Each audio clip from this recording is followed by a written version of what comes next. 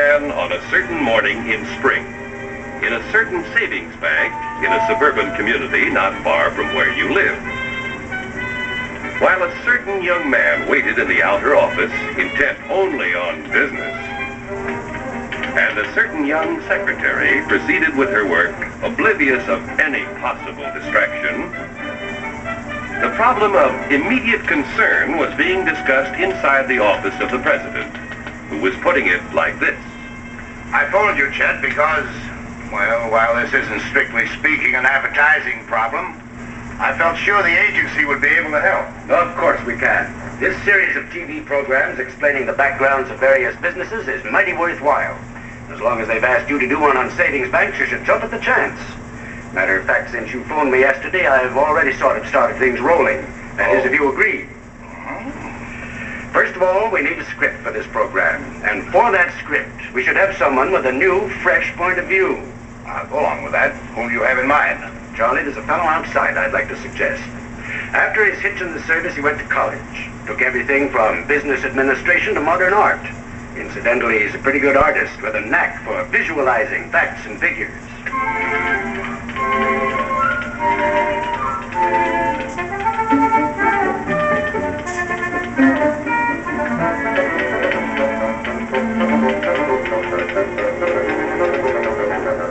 I'm hoping that doing this job for us will persuade him that the advertising business is where he really belongs. I've been holding a job open for him at the agency. Oh, that's fine. Where'd you first meet this young fellow? In a hospital, about 24 years ago. He's my son.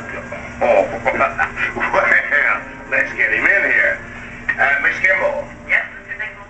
Will you kindly have Mr. O'Neill come in, please? And I'll need you, too. Yes, sir.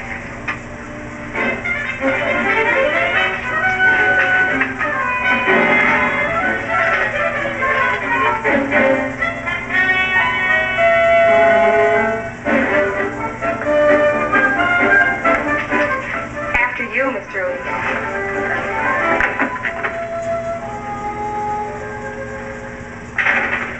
Charlie, this is my son, Tom. Mr. Nichols. How are you? How do you do, sir? I'm glad you're going to help us out. I see you've already met my secretary, Miss Kimball. Miss Kimball, this is Mr. O'Neill. Hello? Mr. O'Neill will be preparing some material on savings banks for a television program. Please help him all you can. Yes, sir. He should see key men in every department. Please set up appointments for him. And for the moment, this project has priority. I understand, Mr. Nichols. Thank you, sir. Oh, shall we get started?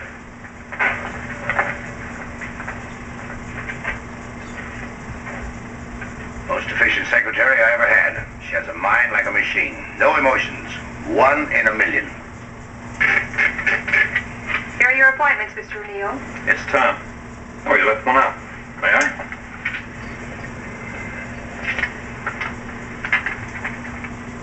I'm sorry, Mr. O'Neill, but I don't go out with customers. Oh, well, I'm not a customer. I'm an associate. You heard what your boss said. I'm priority.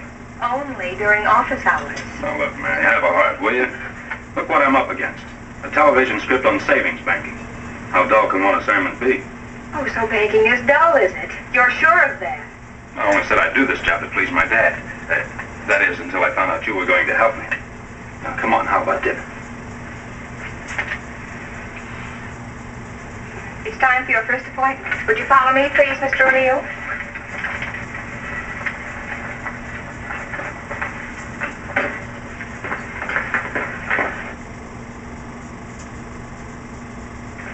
I think the fundamental safety of the savings bank investments is an important point to emphasize, Mr. O'Neill. That's why, during the Depression years, not a single mutual savings bank in the state failed. I've made a note of that. And thank you very much, Mr. James. Not at all. Good luck in your project. Okay, so I did my homework. Now, how about that dinner? You're going to be much too busy. Here. What are all these? Well, that's research material I got for you from my files. Now, here is a study of the effect of regular savings. Did you know that if you saved $50 a month for 10 years, you'd have $6,000 not counting interest dividends? Right now, I'm not interested in saving money. I'd like to spend some on dinner for two. Now, will you please have dinner with me? No, thank you. All right. Suppose I dig in and whip out the script in a hurry, say, by tomorrow. By tomorrow? That's right. It took over 130 years for the savings bank system to grow to what it is today. And you're going to cover it completely, just overnight. That's right. I'll have that script in here ready for you to type at 2 o'clock tomorrow afternoon. You can count on it. And tomorrow night, you and I are having dinner together. And no arguments. So long, Frank.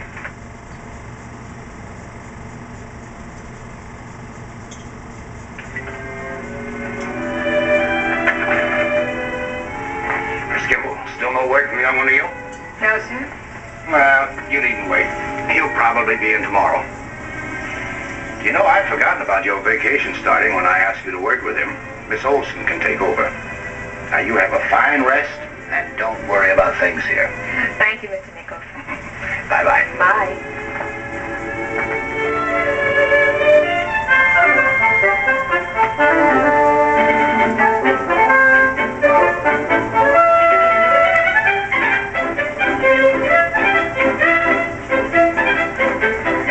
Hi there.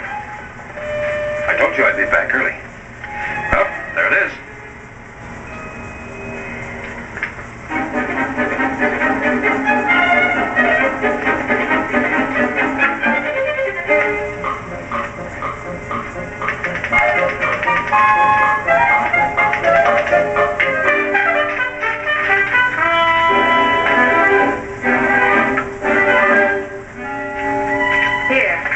Here's your masterpiece.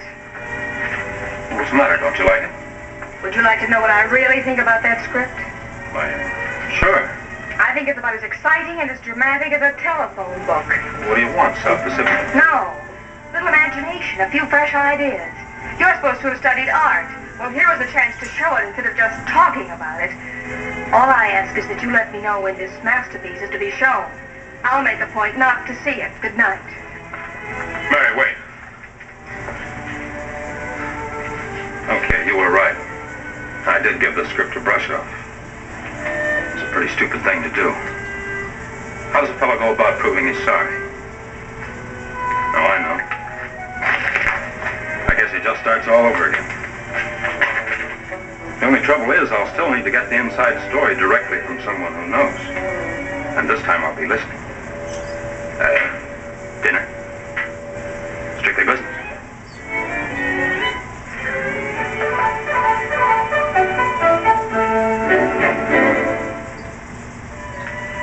Aren't you going to reach your dessert? You haven't touched a thing.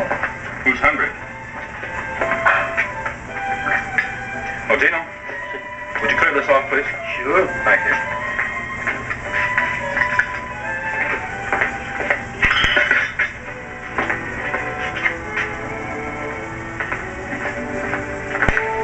That does it. Listen to this, Mary. See what you think of it. Tomorrow, from 9 to 10, more research on the historical background of the savings bank system. 10 to 11, I'll interview the superintendent of banks on the safety record of savings banks. 1 to 3, I'll talk with the depositors on what savings banks have meant to them, including school kids with school savings accounts and policyholders with savings bank life insurance. From 3 to 5, I'll interview various trustees of savings banks. 6 to 12 midnight, correlate material and prepare a charge for final presentation. Now, that's tomorrow. Now, on Thursday, we'll interview state, city, and federal officials regarding savings bank investments in state and government bonds, showing the benefits to the community and the nation. I'll talk with a builder of a housing development, a GI owner of a small home.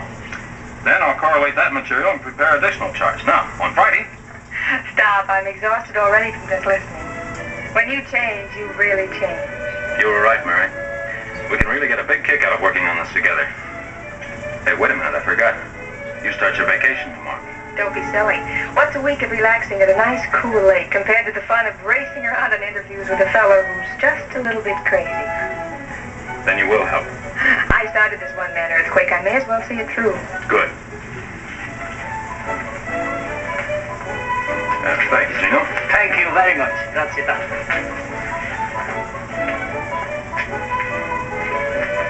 Again.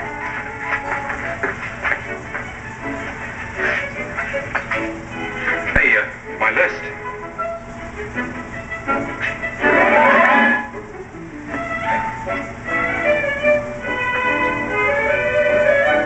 Thank you, Gino.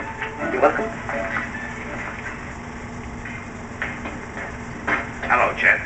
You're just in time. They're all set and waiting for us. Tom and Mary? That's right. What have they lined up? Any idea?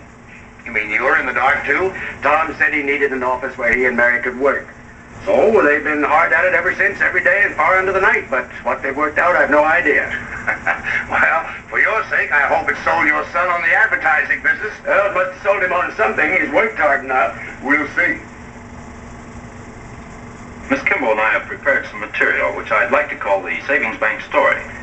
Now, this material is for your use or anyone else who appears on your television program. All right, sure show. You got the ball. Good. Good.